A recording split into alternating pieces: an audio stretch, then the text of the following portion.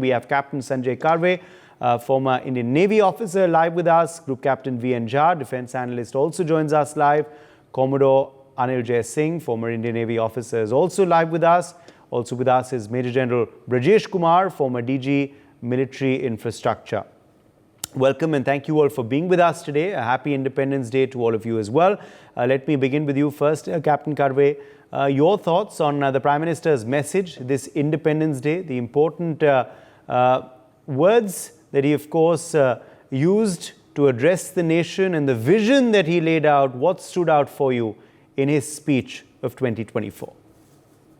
Happy Independence Day to you, Uday, and to all the viewers. To me, the main criteria that he spoke was that as a nation, we need to be united to move ahead. However, I was a little bit disappointed because I was expecting something, especially when it came to generation of employment. He talked of our good deeds in space, new 75 medical colleges coming in, and a lot of other things. But if you hear the speech very carefully, there was no concrete suggestion as to how are we going to tackle the question of unemployment. Merely having engineering colleges, medical colleges is not going to solve the problem. One nation, one election is a very wonderful thing to do. Yes, it will save a lot of time, energy, and money. And like the Honorable Prime Minister said, the political parties will stop throwing freebies to the people in the hope that they will vote for a political party and forget about it. But today, as a nation, what we are facing, the critical problem is the national calamities. He talked about that. What are we doing to avoid such calamities? If you look at most of the reports, the expert committees formed by the government, they have been warning us that natural calamities are going to happen. Instead of, sympathizing with the people and giving support to them after the calamity has occurred, what are the nation's plan to avoid such calamities? It's a huge nation. We are going to have such things. We need to have a concrete plan in place. It's very nice to say that the army moved in, the police moved in, and everything was managed beautifully. But the question is, why did it happen in the first place? With so much of technology at our disposal today, this shouldn't have happened. On one hand, the IMD has now piped up saying that we had warned that there is going to be a heavy downfall. There are various reports from the committee saying that area was prone to danger and damage. What have we as a nation, as a state, or as a central government done about it? This is what I expected the Honorable Prime Minister to cover up. It was, to me personally speaking, a continuation of a political speech by a veteran and a very seasoned leader. Yes, it was good to hear, but as a man on the street, hearing this wouldn't really help me solve the problem. One simple example to give, he talked of growth for everyone, growth of the poor. If you look at it, medical, you are having 75 medical colleges. Today, I don't think more than 15% of this country has a medical policy. And if you take a medical policy, you're required to pay GST. That means if you want to look after your health, you need to pay for it. You're paying for it to a company. On top of that, you need to pay to the government for that. This is the government's moral and statutory responsibility and obligation to its citizens to look after their health. These are the issues which I expected the Honorable Prime Minister to cover today. Okay, the Prime Minister, of course, also touching upon that aspect, though, that you just mentioned on medical colleges. He, of course, has said that there is a resolve to make thousands of medical college in the near future, and that is, of course, a determination of his government. The PM also, while, of course, condoling the lives lost in the recent natural calamities, also saying that the situation with our neighbor is also very worrisome. The Prime Minister also, of course, touching upon the developments in Bangladesh in the recent past. Let me also quickly join Group Captain Jha for his perspective. Group Captain Jha, a very momentous occasion for India. India, of course, celebrating Independence Day. The Prime Minister's first address to the nation in his third term as PM. What stood out for you today in his address, Group Captain Jha? And what did you make of the vision that he's laid out for the nation, not just for the next 5 years, but for the next 2 decades? Very good morning, Uday, and greetings to the entire, audience that you have worldwide on this 78th Independence Day.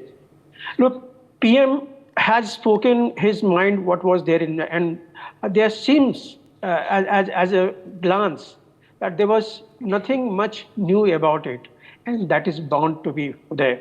When your vision is focused on 2047, every bit of things that is going to lead you to that particular moment of developed India, things will seem to be, moving very slowly.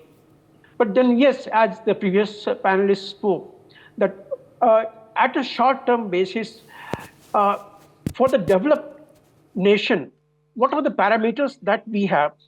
First and foremost is the Human Development Index. What are we doing to improve that Human Development Index about the expectancy of life, education, gross national income, per capita income, industrialization of the to the order of being an exporter to the entire world, high living standards of the population, manageable gross national domestic product, largely self-reliance nation. Things have started moving. And very rightly, he said in the defense sector, whatever fund earlier used to go, it used to go in importing of the equipment. Now we have started moving towards that. So, well, what he mentioned in the 90 minutes seemed to be a repetition of the previous years. But then again, I told you that the moment you fix your vision somewhere distant, things will appear to be moving very slowly, and that is what is here in this particular speech that he has given. Important couple of things that he has made is he has made a very clear-cut distinction of the Bangladesh problems. He has, in no uncertain terms, he has mentioned that the atrocities on the minority there is a matter of a great concern. And this is not a platform where he will lay down the policy against the Bangladesh or other neighbors. He has sounded his mind. Second thing, I thought possibly, he has made one small, statement, challenging the challenges. He said, as we continue growing from hereafter, challenges will continue increasing. So how we challenge those challenges is another thing. And, about the medical colleges and other things, I think for the poor, right now, there is already a medical policy in place. That is for entire poor lot, there is a medical policy which is free of cost. So that is in place, and for that, improving the medical facility in India. So another 75,000 seats of the medical students that is going to be there, which will also stop our youth going abroad for the medical educations and things like that. It's a good thing, but there is nothing in this that you can talk of like the first speech, toilet for all. No one had thought of this. Secondly, when you are going to do something absolutely revolutionary basis that makes impact. In this right now, there was nothing very revolutionary step by PM, and we can understand that because now we have come to a stage where our poor have been elevated BPL above the BPL, 24 crores or so. Is not a mean figure, it is a very high figure. So nation is growing. Yes. But then again, I just cut short about in 30 seconds, that those few parameters of the developed country, that on that now the nation will have to focus its attention how to achieve those criteria. By and large, it was good listening to him, but many things are required to be done. Okay. For the youth, job is the one where he mentioned that through the self-employment, we'll have to receive this. But what steps should be there, he didn't mention for that. Okay. The Prime Minister also, of course, touching upon vis-a-vis the youth, the efforts to get more and more youth involved in politics as well and in public service. In fact, there were scores of youth who the Prime Minister just interacted with, who had lined up to listen to him as well this morning in Delhi. Let me also get in Commodore Anil Jay Singh for his perspective now. Commodore Singh, what stood out for you in the Prime Minister's address? The Prime Minister, of course, laying out the vision. Are we as a nation ready to embark on this roadmap for Viksit Bharat by 2047, and also the goal to become the third largest economy in the world very soon? I think the Prime Minister gave a very impressive speech on the vision he has for India. And he said he is taking personal responsibility for ensuring that vision is fulfilled. But I'm afraid I didn't see any roadmap. Is there a roadmap for 2047? I'm not so sure. A roadmap means very distinct milestones along the way which have to be regularly monitored. By 2047, none of us will be there to see how much have we actually progressed. It's 25 years away. So what are the distinct milestones that have been earmarked? I don't know if they've been shared with the public. They may be there in the government as to how are we going to get to 2047 and a Viksit Bharat in 2047. What is a Viksit Bharat in 2047? Will we be a developed economy? Will we be a middle income country? Will we be a high income country? Will we continue to be between low and middle income as we are at the moment? Where are we going to be? What is our engagement with the world going to be? It's a globalized world we are living in. India in isolation cannot grow. It has to engage with the world. There are challenges which the Prime Minister very clearly highlighted. There are internal challenges and there are external challenges. As we grow, there will be forces trying to suppress us. Are we preparing ourselves to counter those forces? If we are, we can't keep whining about the foreign hand all the time. What are we doing about that foreign hand? We are a powerful nation. We are the fourth largest economy in the world. We aim to become the third largest economy in the world. We have a powerful military. We claim that we have a very robust administrative system. Then what are we doing to counter those things? So, there is no doubt the vision is there. There is no doubt everybody wants to get there. But I think now the time has come that now that the vision has been highlighted and outlined, we have to now work on how we're going to get there.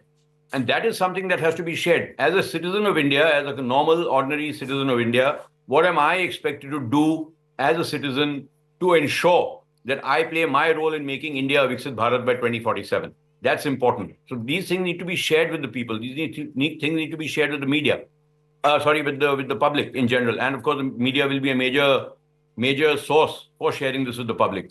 And come out with the figures. Okay, say 2019 we did this. So by 2024 we are here. What have we achieved in the last 5 years? I think that report card, I'm not saying it's got to be done on the 15th August speech, but it's got to be shared with the people. Where were we then? Where are we now? Our biggest asset, so we think, is our demographic dividend. A young, aspirational population. Are we doing enough to ensure that we harness this demographic dividend to its optimal? Because that will be the single major factor in making India a developed country, in making India one of the global powerhouses economically and from a security perspective. In any case, security underpins everything that's happening around the world. So we have to be a very secure nation, firstly.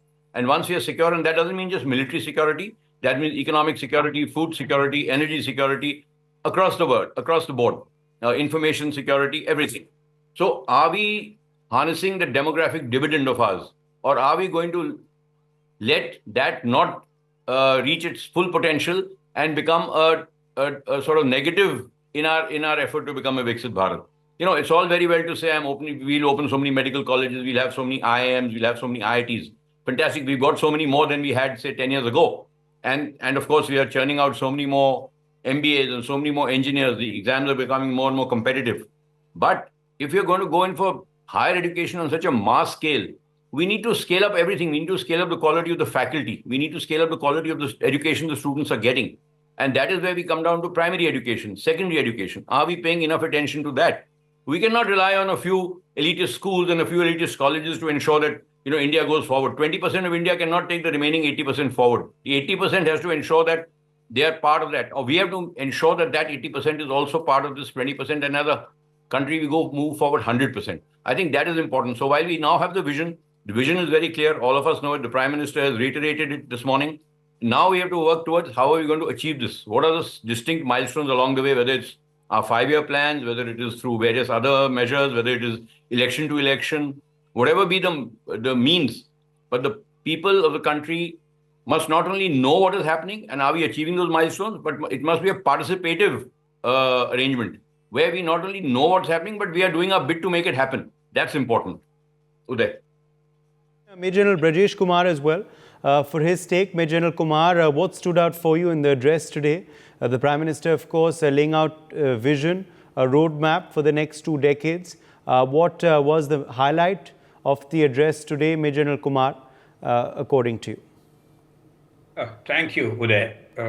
First of all, a very happy Independence Day to all our viewers. The PM's speech has to be seen in the context that his first Independence Day speech after he has won his third term in the recently held elections. In the backdrop of what we have achieved since independence, take stock of it and plan to move ahead. I think the speech was clearly a visionary one. There's no ambiguity on it.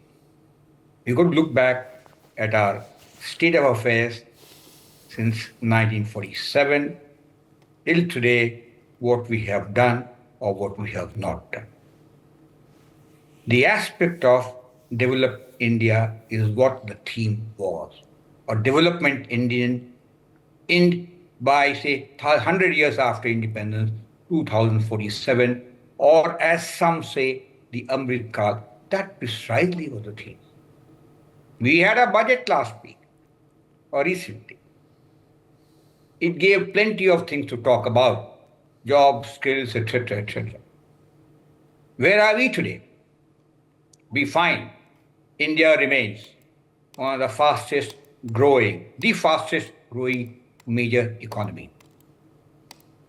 Our fiscal parameters are excellent, or in terms of deficit financing, in terms of inflation. Of course, we are fighting it. What is our economy schedule like?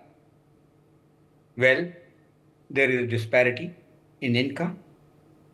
Larger private houses are growing, but so is the truth across the globe. We actually need thousands of these Ambanis and Adanis to provide our job opportunities and create wealth which can be distributed. The government is giving rations, good Captain Jha was saying. Very nice. So that's a socialist aspect of it. You're giving things to poorer section. But where do you get the money from? You go to generate wealth. And that precisely is the intent of the government. So you have a huge sector which creates wealth. And then there is a trickle-down effect to the poorer people. There is an aspect of it. Is the trickle-down effect working fine? No, we got to make it happen. It is there. It is a lot slower. We can see when we travel across the countryside, and we can see the balance sheet of the consumer goods articles is going up. Third aspect. To improve economy, infrastructure has to be good. Well, we are concentrating. Roads, ports, airports, and digital infrastructure. What we've done in digital infrastructure is phenomenal. Inclusiveness of entire population per se with a banking need. Formalization of economy through this. And that helps us. The platform has been prepared in the first 2 terms with regards to launch of economy further ahead in a big way. But where are the problems now? Well, there are issues of policy. I remember the Prime Minister clearly saying, our policy initiative with regards to enhancement of economy further is going to find my focus, or that will be his focus. So we are positive on that, exhorting nation on Independence Day to think ahead, give a bigger picture, and ask them to join is actually a very right thing to do. Taking every cross-section of people into the fold is also important. Clean politics, then initiative, goes into this. Why should you have a politics which is riddled with a whole lot of nepotism, corruption, and what have you? Therefore, the emphasis on clean politics. I give an example, the neighboring country, China. The entire Communist Party cadre is very, very competent. They come to the grind. They are smaller workers. They handle municipal corporation. They handle their counties. They come up through the ranks like the President Xi has come. So that is the kind of a competition we want at individual level. The second, to enhance the economy, the other aspect was the state governments have to gear up in the system. They got to vie with each other to get money, get technology from various people who are putting into it. That again, he talked about it. Competitiveness among states to get big finance, big ticket. We already seen it happening in the southern part of our country.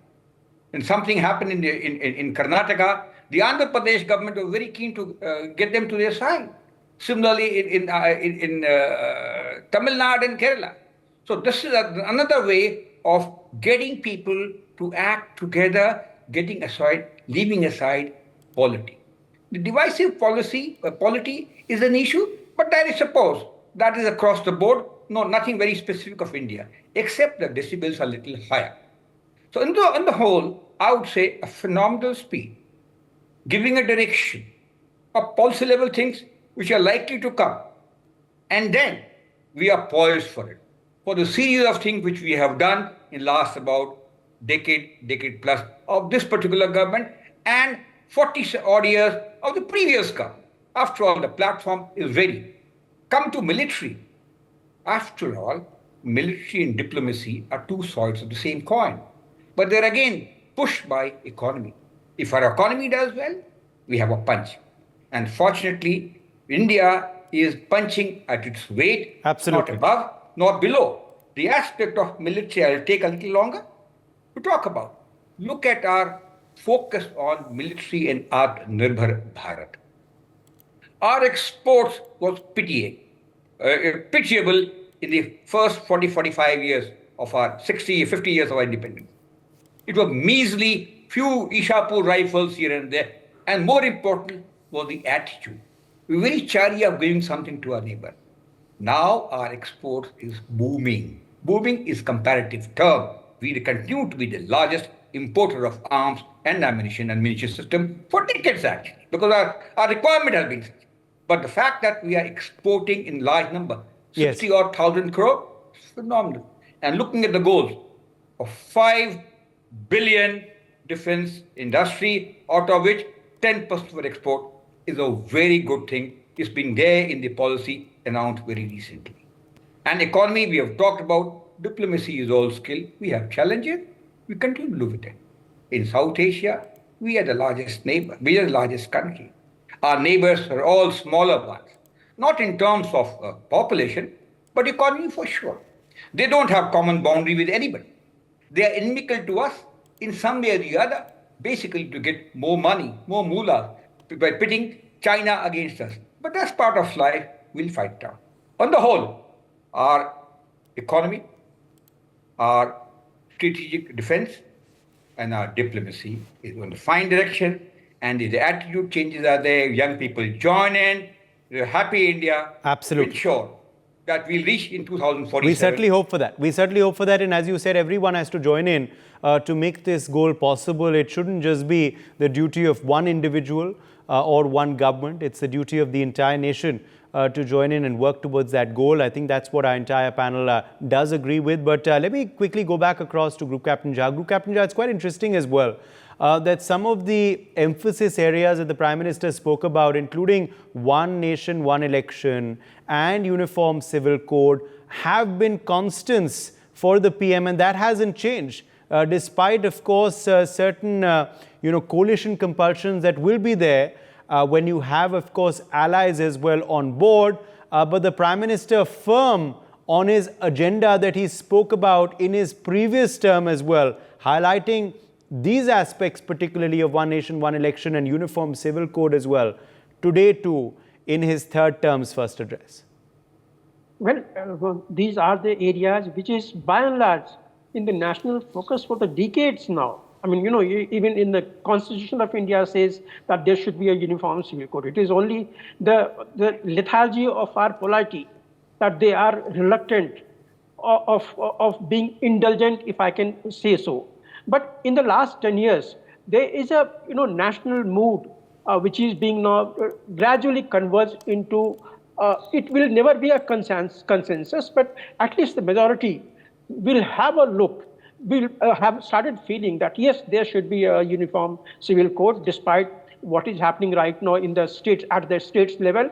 Take clue from there and then move here, because it is going to be a challenge. There is no doubt about it. But then that is what I mentioned. Challenge those challenges. There will be problems there in that. So that is one area. Secondly, you mentioned, as the one nation, one poll. It was happening long time back. And the recent report by the committee given for the one nation, one poll is absolutely positive about it. It can be done and it will be done, I believe. But, he touched on to few other things. We have been talking about the fundamental, the duties that is due now. Everyone talks of the fundamental rights, but then no one talks about the responsibilities that we all own. He has made it that, yes, center is also obliged to have those responsibilities. States are supposed to have responsibilities. All bodies, all agencies who are supposed to be doing something good for the nationals, they are supposed to have responsibility. And after all, we nationals, we also must have those responsibilities. And in that Human Development Index, the last thing that comes up is that every citizen of that developed nation must feel proud of himself. Right now, where are we? These are the smaller things that is going to be making proud of us. Today, we have stopped calling ourselves as Indian, because the India is a word which the opposition has corrupted.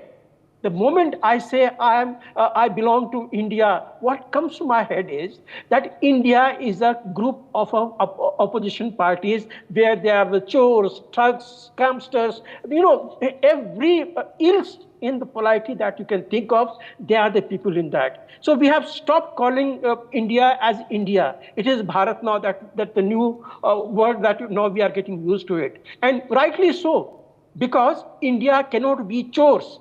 India cannot be of thugs. It cannot be of the looters. It cannot be the arsonist.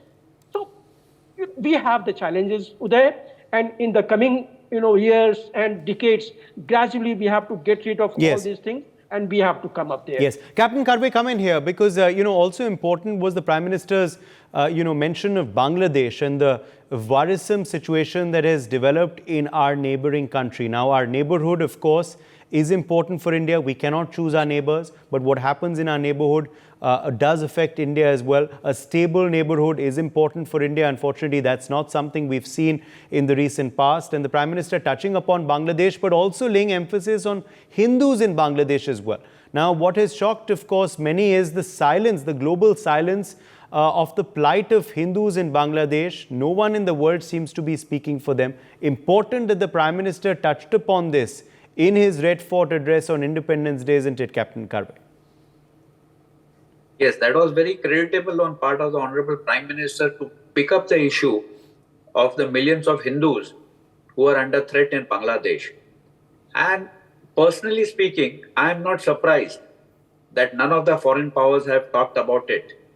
But you find two people dying in India who do not belong to the majority community becomes a human rights issue for them. Whereas millions of people or thousands of people being killed or being displaced from home is definitely not a human rights issue for them. They have their own agenda. For us, what is worrisome is we have Pakistan to our west, we have China to our right, and if we have Bangladesh in this volatile condition in our center, it is not going to be a very comfortable situation for us politically, militarily, and economically. And it stands to reason that there are definitely external sources involved in what is happening in Bangladesh. It is very difficult to believe that this is a spontaneous reaction. Probably this has got something to do with China and its other powers trying to force Bangladesh to sing to their tune. One of the reasons could be Bangladesh's refusal to hand over one of the small islands just south of them to have a military base. That also could be one of the reasons. If you look back at your own news stories a couple of months ago, there was some Russian news article which had stated that it is just a matter of time when the Bangladesh government would be overthrown. That makes me wonder, why did the Russian newspaper or the news article talk specifically of Bangladesh when things were bad with Israel, Palestine, Iran, their own problem with Ukraine? But he specifically touched on Bangladesh. For India and for the Honorable Prime Minister to talk of this issue is very critical. If you remember, when we talk of CAA, he has also said that any Hindu which is migrating from other nation or being persecuted and coming in, he will be granted Indian citizenship. It's very nice, easy to say that. How will these people assimilate in this country? They have stayed in Bangladesh for generations. It will become something like the Kashmiri refugees being thrown out of Kashmir and scattering to the rest of India and trying to restart a new life. Most of them have still not been able to do so, and they're still considered outsiders. With so many Hindus, if they decide to populate into India, we are looking at a very serious problem. What is worrisome is the independence of Bangladesh. Let Bangladesh not give credit to India for that. But the fact remains that Mujibur Rahman, who was the founder of the nation, his own statue has been vandalized by the people out there. This is something which is very serious and needs to be looked at with a serious concern. And I am glad that the Prime Minister has touched upon this issue on his Republic Day address, which obviously would be monitored by most of the nations in the world. For more such videos, subscribe to the NewsX YouTube channel, hit the bell icon.